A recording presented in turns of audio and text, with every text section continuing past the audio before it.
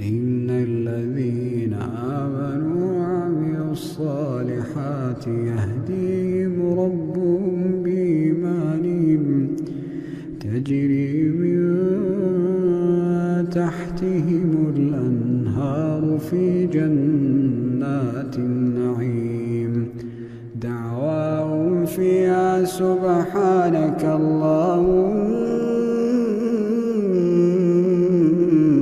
وتحيتهم فيها سلام